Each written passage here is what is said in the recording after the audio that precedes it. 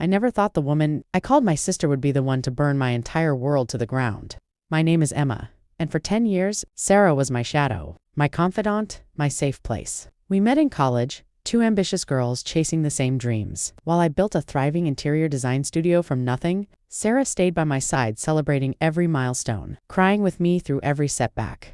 People used to say we looked like twins with our matching smiles and fierce loyalty. I believed them. I trusted her with my secrets, my fears, and even my marriage.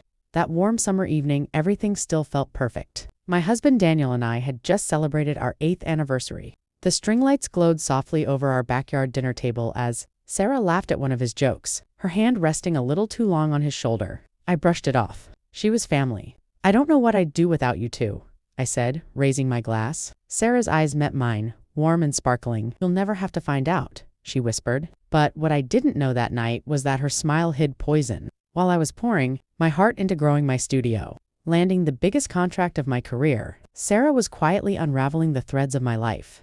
She had been whispering doubts into Daniel's ear for months. She had been copying my client files. She had been planning. I still remember the day the first crack appeared. I came home early from a site visit, excited to surprise Daniel with the news that we'd finally be able to afford that dream vacation. Instead, I found Sarah's scarf on our bedroom floor. Her perfume, my favorite scent that I had introduced her tooling guard in the air like a confession. My heart pounded as I stepped into the room. Daniel froze. Sarah sat on the edge of our bed, pulling her blouse closed. The look on her face wasn't shame, it was triumph. Emma. It's not what you think, Daniel stammered. But it was exactly what I thought. I stood there, shattered, as the woman I had loved like a sister looked me dead in the eyes and said, "You always had everything, Emma. It was my turn." That moment broke something deep inside me. The woman who ruined my life never expected my comeback. But I hadn't found my strength yet. First, I had to fall completely apart. The days that followed were a blur of unbearable pain. Daniel moved out within a week, convinced by Sarah's carefully planted stories that I had been emotionally unavailable, too obsessed with work. She even showed him fake messages conversations she had manufactured to look like I was flirting with clients. My studio began to crumble next. Clients I had nurtured for years suddenly pulled out. Contracts vanished. Rumors spread like wildfire through our tight-knit industry.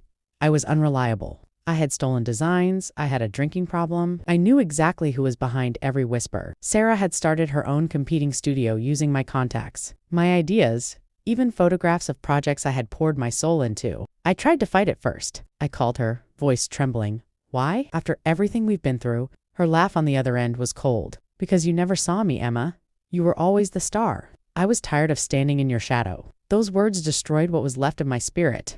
I stopped eating. I stopped sleeping. Friends I thought were mine distanced themselves after. Sarah painted me as unstable and bitter. Even my own family questioned me. I lost the house in the divorce. Daniel got custody of our dog, our baby. Really? Because Sarah testified that I was unfit.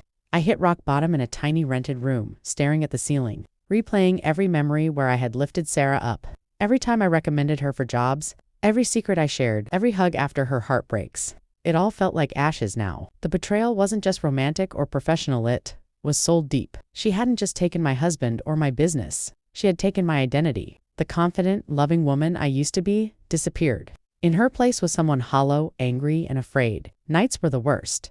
I would cry until my chest hurt, whispering to the empty room, "How could you do this to me?" I questioned everything, my judgment, my worth, my kindness. Maybe I had been blind. Maybe I deserved this. But one rainy morning, something shifted. I found an old notebook from the early days of my studio. Inside were sketches, ideas, and a note I had written to myself. "This is yours. You built this with love. Never let anyone dim your light." Tears fell on the page, but for the first time, they weren't just from pain. They carried resolve. The woman who had tried to erase me didn't know that broken things can be rebuilt stronger. I was done crying. It was time to remember who I was.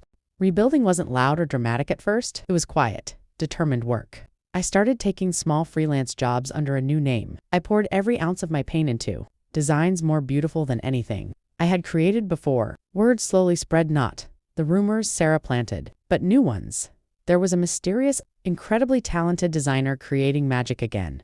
I also started gathering evidence, old emails, screenshots, witness statements from clients who realized they had been manipulated. It took months, but I built a quiet case. Then came the night of the big industry. Galetha, same event where Sarah was set to receive an award for Rising Star Designer. I was no longer invited, of course. But I didn't need an invitation. I walked into that ballroom in a sleek black dress, head high. Sarah's face when she saw me was priceless shock mixed with fear. She tried to smile to play the part of the concerned friend in front of everyone. "Emma, you look well." I didn't raise my voice. I simply handed her a USB drive and said calmly, "This is everything. Every lie. Every stolen design, every manipulated message. I'm giving you one chance to withdraw from the award and make this right, or I release it all." She laughed nervously at first, but her hands were shaking. By the end of the night, she wasn't laughing. When the organizers quietly asked her to step down, the room filled with whispers. The truth spread faster than her rumors ever had. Clients she had stolen returned to me.